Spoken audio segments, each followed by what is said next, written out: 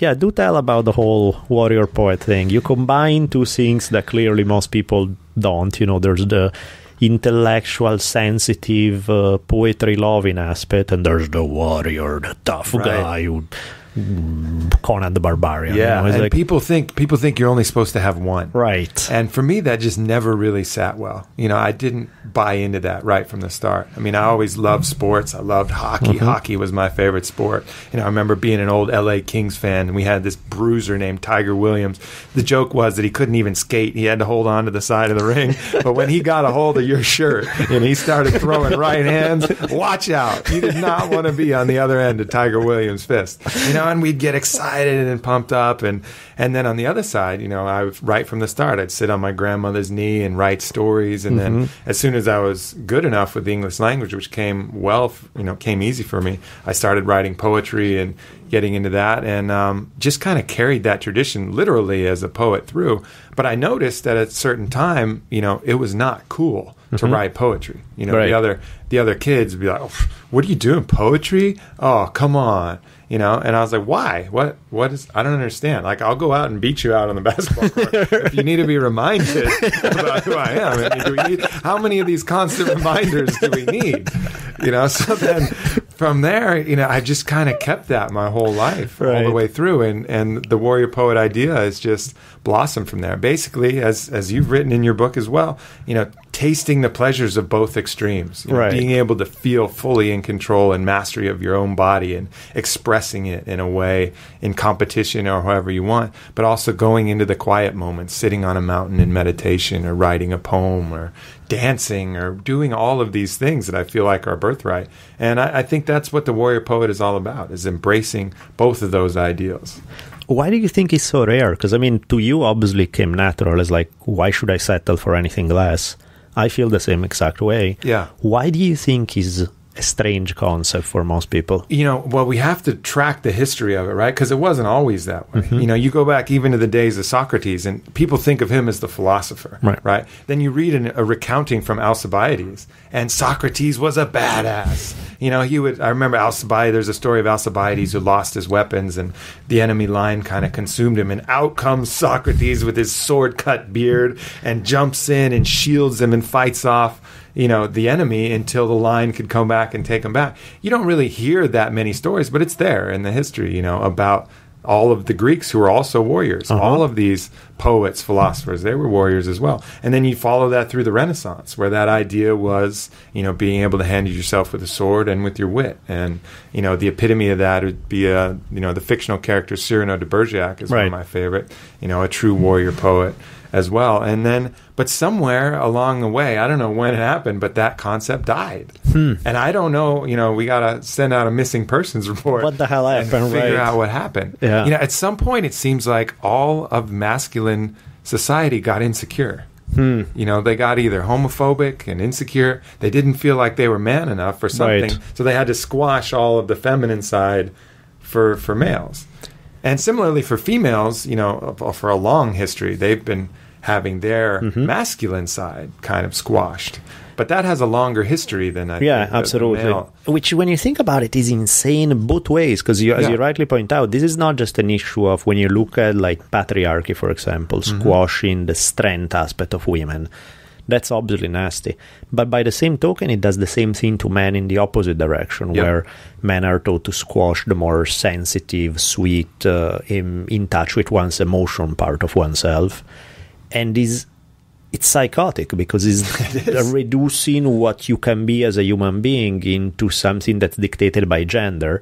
And ultimately is a bad deal for both sides. You know, it's a particularly bad deal for women, since they would lose out in the competition of who gets the most power in this thing. But even for men, it's like you end up being the shadow of the person you can be, because you are just this freak who break a beer bottle on his head, burp, and just charges forward. And it's like, well, that's nice and all, the strength and all, but what about the other half? If the that's whole other half. Right, if that's all the life is, Jesus, that's so boring. And that's why, to me, it's strange that people today would still go by that. And that's why when you say something like warrior poet, sound like a paradox to most people. Sound like it makes people take a double look and like, what are you talking about? How putting together things that don't go together. It's like, who said they don't go together? Right. And somebody did. Another funny thing, too, is I've always loved to dance, and I'm not any particular amazing dancer. I'm not classically trained, but anything. But it's funny how there's pressure even for males not to dance. There's songs glorifying, like, I don't dance, I just pull up my pants and sit in the corner or whatever, right. You fold your arms and just kind of post up. Yep. Just let the music go happen around you, What the hell is that? People have been dancing since the beginning of time. Even the roughest Siberian peasants to the tribes. Every culture across the world has had their dance. And all of a sudden we decided, that's not a manly thing to do. I know. What the hell is that? That's... it's really interesting where this macho, crazy idea kind of came in and took hold, and why it happened. I don't know. I was hoping you'd have the answer for that, actually. No, it's a disaster, because even on top of that, you've got this cult of celebrity that's going on now, where, being smart is no longer cool.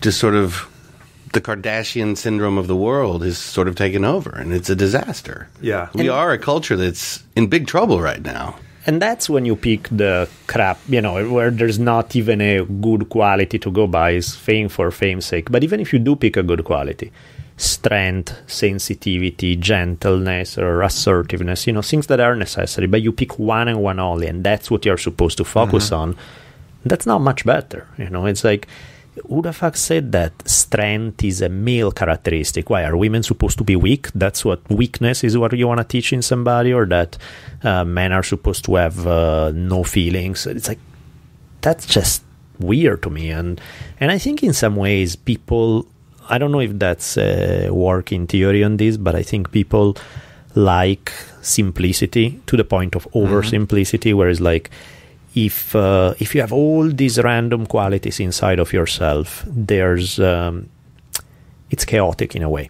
because you'd never know what to expect. And people crave certainties. People crave something that is their spiel. It's the one thing that they're going to keep repeating over and over and again. Is the one thing that they can identify with. There's a solid identity you can build on that. Whereas it's hard to build a solid identity about being everything and the opposite of everything. And so in some ways, I feel like people like to to mold themselves to an identity. So you can have a clear-cut label, you can attach to yourself, put it on and say, I am this thing. This is what I'm about. And that's their entire existence. I think in some way people do that to themselves, possibly for a desire of for clarity in a way. Yeah, I mean, that's certainly one explanation. But then you see on the other side how much reward there is for discarding that, and it seems like enough people would see that reward and then just decide to jump ship on those previous ideas. But, seriously. But they don't. What I wonder is maybe part of the culprit is one thing we've lost is that sense of coming of age, that manhood right that you can track through almost every other different culture. Now, in a lot of cultures, that just came from being in the military. You know, like everybody served, everybody went to war. When you've been to war and back, you're not probably as concerned, especially when it's sword war, where you're going face to face, smelling another man's armpits and beard lice. That kind of war. You're not really that concerned about proving your masculinity to the society as a whole.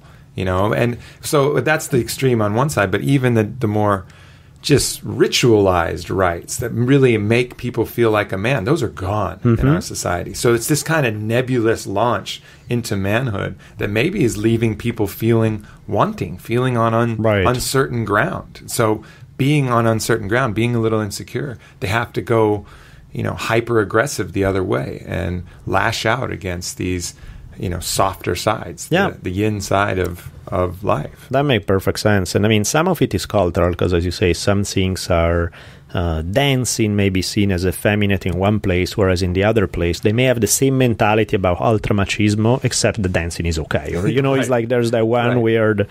It's like in Italy, there are some of the same dynamics in terms of, projecting a macho image, but about physical affection among males is much more, people hug each other in a way that when I first moved to US, I thought it was hilarious when you see the typical male hug where it's like put the arm in between, pat, scoot the hips way back because God knows otherwise we turn gay if we touch each other.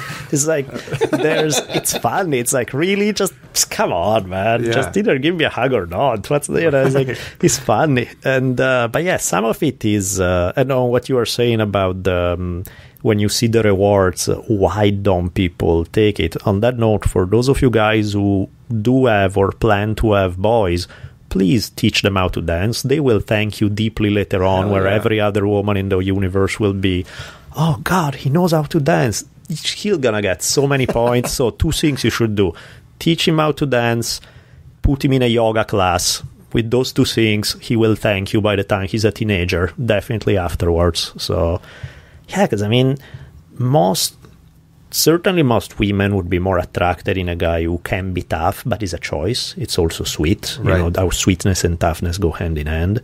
And vice versa. To me, You're not actually tough if you're not sweet. You know, I love that. Please do tell. You're playing tough if you're not sweet. You know, if you're not able to show that tender side, you're putting on airs. You know, it's look at me, I'm so tough, I can be ruthless to everybody. You know, at all times. Right. That's not real. That's bullshit. You know, the toughest person should be able to be the sweetest and the gentlest if they want. And you see that a lot in pro fighters. Some pro fighters are assholes. Right. But most of the time, they're the gentlest guys. You know, they can have somebody come up, and I've been, you know, pretty close friends with them, come up to them in a bar and, oh, fuck you, and they're like, okay, it's okay, little buddy. Like, go back to your little place. And, you know, but then at the same time, you push them too hard, and it's still a lion. Yeah. You know, like, don't poke the lion too many times. You know, it can be sleepy and nice, but most of the time, it's just there. They just own it. And it comes to the same in pretty much any category. You know, the people who are really experts, really masters at anything, don't have to go around, you know, showing you how masterful they are. From spirituality to ping pong. You know, like ping pong is an example I always use, because I'll run into these people who immediately come out of the gate like a bat out of hell. Yeah, I'll kick your ass in some ping pong. You're like, you don't have a chance. And I know when I run into that person, like, I'm going to smoke you. But I just kind of smile. Okay. Oh, well, maybe we'll play sometime. Right. You know, and sure enough, we end up playing, and I whip him. Right. But the person's like, yeah, I've played a little bit. You know, I've had some games. Yeah, that's right. like, okay, maybe we don't need to play, because you're probably really fucking good. Right. You know, so it's funny how the world works. It's almost always the same way. Yeah, the louder the bark, the less. It's even like among animals, you know, it's like the ones who are yapping like crazy are not the dogs you are scared of. Yeah. The dogs that are real quiet, that's when you know that there's something there. Absolutely. You know, my tattoo artist is kind of a really insightful philosopher himself. He was talking about tattooing dragons. It's like, I never tattoo a dragon snarling with its mouth open. And I was like, oh, that's interesting. He's like, why? Well, he's like, it's a dragon. And when you're a dragon, why are you snarling? Like, there is no reason for you to snarl if you're a dragon. I love that guy. Because, and I was brilliant. like, you know what? You're right. Yeah. You're right. So, you know, you see all these dragons, like, who are they trying to scare? What's better than a dragon? You know, they got you. They got the drop on you for sure. You know, so. Have the dragon smoking a cigarette, kick it back. Exactly. Like, do I really have to show you I'm a dragon? Do we really have to go there? This is dragon. Yeah. I'm dragon here. No, that makes perfect sense. Your tattoo artist is a poet, I must say. No, that's great. Yeah, absolutely. And I guess what you're saying too about sort of the Renaissance ideal of somebody who can do many things, who's the one who can ride on horseback with no saddle and then speak, be able to compose poetry to seduce a lovely lady and do all these different things.